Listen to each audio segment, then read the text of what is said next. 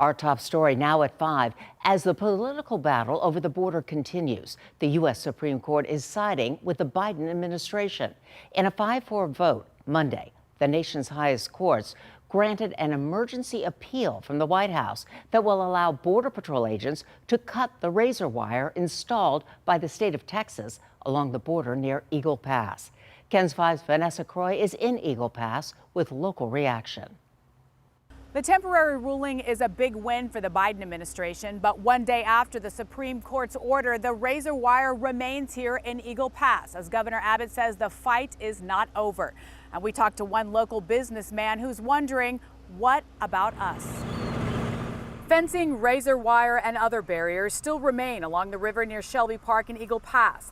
The Governor Greg Abbott has installed as part of Operation Lone Star. This after the Supreme Court's decision on Monday to allow federal agents to remove the razor wire. It doesn't change operations for DPS or National Guard. We're still going to add more infrastructure. That decision does not say that we have to remove barriers. In fact, we're adding more barriers. The emergency appeal granted by the nation's highest court reverses a ruling by a lower court that barred federal agents from cutting the wire. And they're adding this other barrier here. That way. The Biden administration arguing the razor wire prevents Border Patrol agents from doing their job.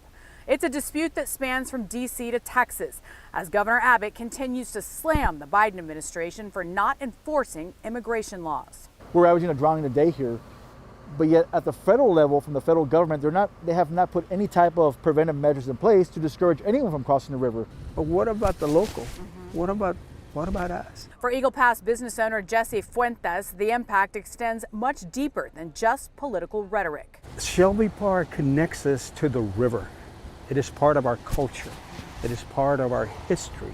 Fuentes operates Epi's canoe and kayak team. And with the state takeover of Shelby Park, it's not only impacting his business, but also his livelihood. We have no access to it. There's tons and tons of concertina. There's shipping containers. Last year, Fuentes filed a lawsuit against the state and Governor Abbott to remove the marine barrier installed in the river. And while the lawsuit is now on pause, Fuentes wishes state and federal lawmakers could work together to find solutions. It's in my generation, my dad's generation, my grandpa's generation to be friendly and be receptive and treat people with respect. The tactics, the techniques, everything that's happening on the river is just not who we are. Texas Attorney General Ken Paxton responding in a statement saying the appeal is not over. He said he'll be arguing once again to that lower court next month. Reporting in Eagle Pass, I'm Vanessa Croy.